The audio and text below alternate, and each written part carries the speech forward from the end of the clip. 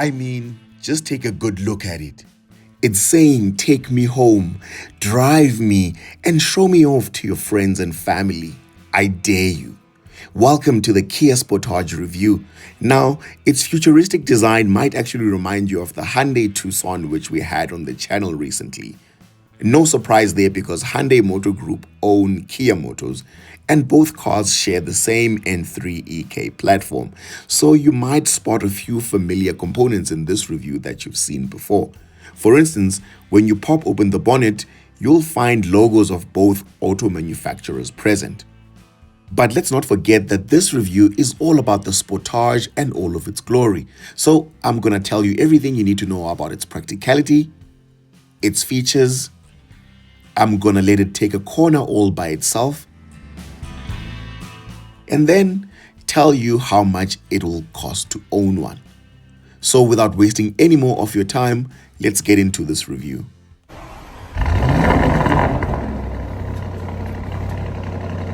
Car Talks: Power, Precision, Performance. So, this car has been lent to us for the day by Kia Roodepoort.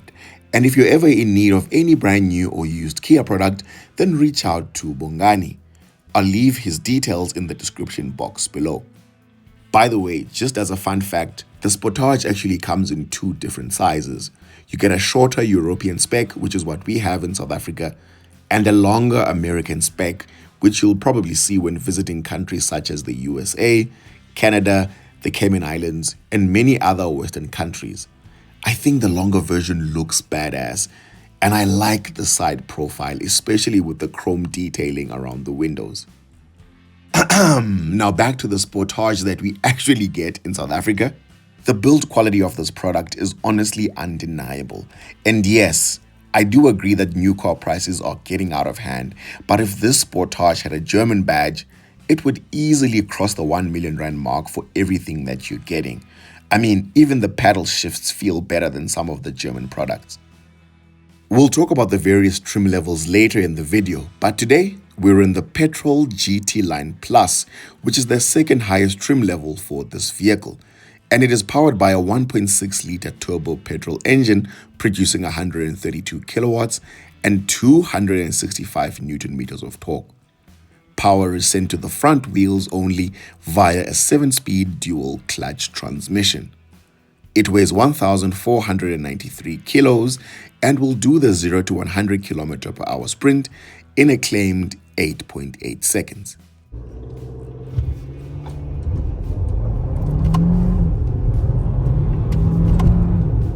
Seeing a dealership launching their own vehicle was definitely one of the most epic things I've ever seen in my life.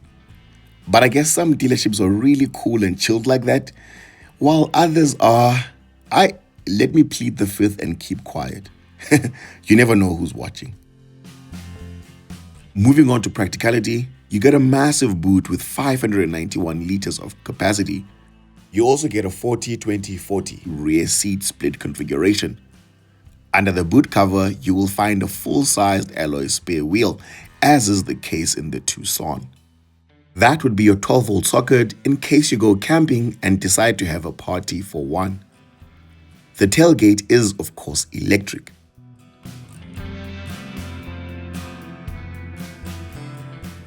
Stepping into the rear, you get these beautiful leather and suede combination seats, which are heated. Wait, what? Heated seats in the rear? Kia is definitely cooking. You even get the suede on the rear doors. You get a center armrest with 2 cup holders, and the UK's best-selling SUV also gets ISOFIX anchor points to safely mount your child's seat. Speaking of safety, it gets a 5-star Euro NCAP rating, so not hard to see why this is UK's best seller. You get 2 air vents in the rear, and initially I thought there aren't any USB Type-C ports back here, but I quickly found them, mounted in the front seats. Quite clever, isn't it? As always, I'm 1.78 meters tall or 5'10", and I can just about squeeze in behind my driving position. Look, it's not the biggest of SUVs, but the utility is undeniable. Stepping into the front, you get electrically adjustable seats which are heated but not ventilated. Ventilation is only available in the top trim. They're finished in leather and suede, of course. There's also GT line insignia that adds about 5 kilowatts of power. Okay, I'm being an idiot, but it does look good. You get a dual 12.3-inch curved display, and although it has both Apple CarPlay and Android Auto, they're not wireless as is the case in the Tucson. As you can see, both are grayed out unless you plug in a USB cable.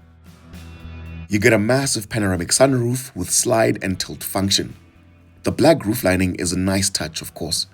And the great Nelson Mandela once said, "A car must have black roof lining. End of story. Otherwise, that is just a big trolley on wheels."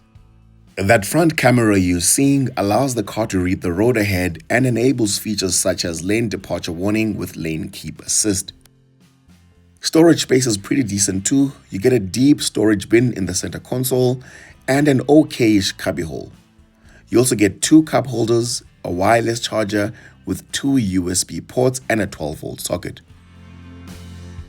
The auto hold button ensures that the vehicle doesn't roll back when pulling away from a steep hill, and the camera button pulls up your rear view camera. But just like on the Tucson, this is just a rear view camera and not a full 360-degree system. But my favorite of them all has to be the drive mode rotary dial, which you can use to select various driving modes from eco to normal to sport and finally smart. Eco mode will most likely be the best option to use on a day-to-day basis, especially when you're sitting in traffic because of how Cyril's economy is set up. Everything is up, fuel is up, rent is up. Oh, but today we are mostly on sport mode. Ngoba sila emzansi wire wire. I don't even know what that means. No one knows what it means, but it's provocative. Moving on to 3 things I don't like about the vehicle. At number 1, the gear selector has a very weird shape, whereas the top of the range GT Line S gets a lovely rotary dial gear selector. Number 2, despite the price, there's no head-up display, which is exactly the same case in the Tucson. Interestingly, the less expensive Kia Seltos does have head-up display. Speaking of the Seltos, the top trim GT line only has 118 kilowatts, but it feels faster and more alive than the Sportage, and that is because it weighs 100 kilograms less. It also comes with a panoramic sunroof with black roof lining, and the exhaust pops and bangs all day long.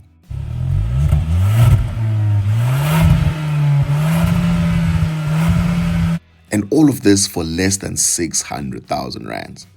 So who knows, maybe that's the one to have. Let me know if you want a full review of the Seltos and I'll make a plan. At number 3, despite a facelift having been available for months now in many markets globally, it is believed that it'll only hit South African shores early to mid-2026. But you know what?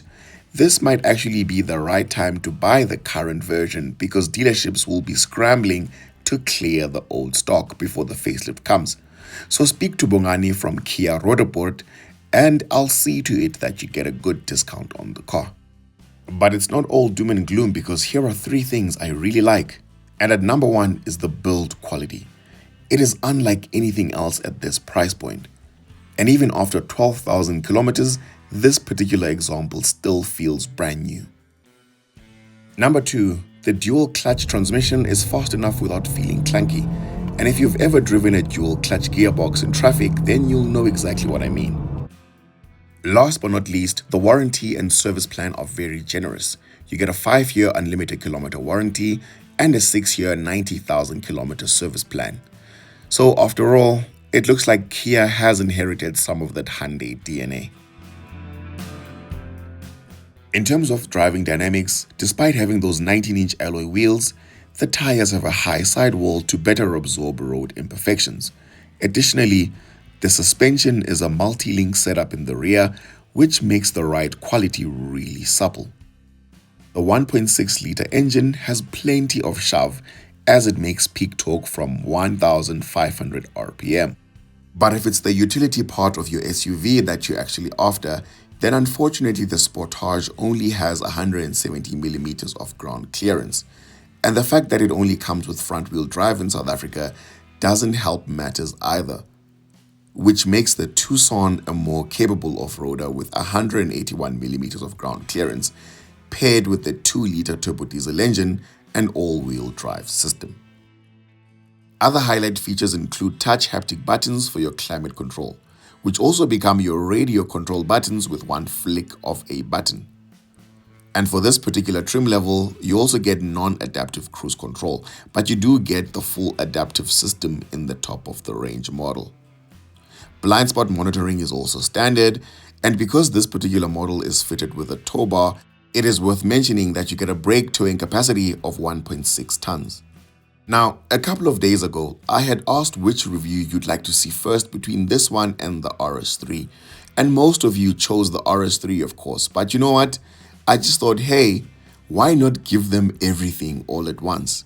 Because I'm a nice guy like that.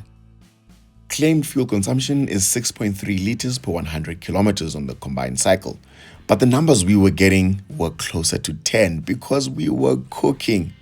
Obviously within the speed limit, of course, but I mean, look at that thing go.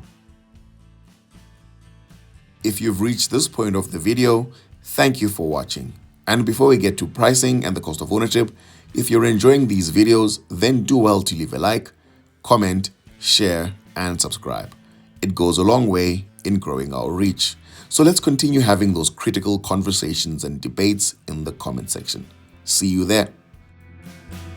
Effectively, the Kia Sportage comes in 6 trim level combinations from which to choose, but with only 2 engine choices, namely a 1.6-liter turbo diesel engine with 100 kilowatts and a 1.6-liter turbo petrol engine with 132 kilowatts, irrespective of the trim that you go for. So when it comes to choosing trim levels, just be mindful of the fact that you are only adding features as you climb up the trim levels, but not changing the engine or its power output. Kicking things off with the diesels, you get the LX, EX, and GT Line Plus, with the LX being the base model and starting from 613,000 rands. There's no sunroof in there. You also get smaller 17-inch alloy wheels and cloth seats. Above that is the EX, and that's 667,000 rands, which gets you heated leather seats and 18-inch alloys. Above that is the GT Line Plus, so same as what we were driving today, for 741,000 rands, which throws in a panoramic sunroof, 19-inch alloys, and the sporty trim of the GT line. When it comes to the petrols, all variants are now GT line. So you get a normal GT line, if you will, a GT line Plus, and the top of the range GT line S. The normal GT line starts from 689,000 rands, but it does have smaller 18-inch alloys and no sunroof. Above that is the GT line Plus, which is what we're currently driving today, and if you've watched the video up until this point, then you already know what features it comes with, and that kicks off from 717,000 rands. Finally then, the top of the range GT Line S starts from 774,000 rands, and that introduces adaptive cruise control and ventilated front seats into the mix. Now, the price difference between the petrol-based GT Line and the top of the range GT Line S is 85,000 rands. But important to note that this is all features with no uplift in power outputs, so just remember that when you're making your choice. Using the petrol GT Line Plus that we're currently driving today, on finance it'll cost you 14,500 rands a month at the current prime interest rate of 10.25% per annum. Shout out to the governor of the Reserve Bank once again for the 25 basis point reduction in the repo rate. Insurance is risk profile dependent, and the cheapest quote I got was 1,800 rands. A full tank of petrol will cost you 1,100 rands for the 54-liter fuel tank, which would then bring your total cost of ownership to 17,400 rands. My final thoughts on this vehicle are that build quality is honestly second to none. And as I was driving down the motorway, I noticed that cabin insulation is comparable to the Tucson. The only letdown for me is that we don't have an all-wheel drive option in South Africa, and it would have been lovely with the 2-liter diesel as the top spec. Let me know what car you're getting at this price point, and to see my full competitor analysis, then click on the Tucson review. I'll leave a link in the description box below. Once again, thank you to the team at Kia Roodepoort for organizing this. Thank you for watching. Until next time, take care.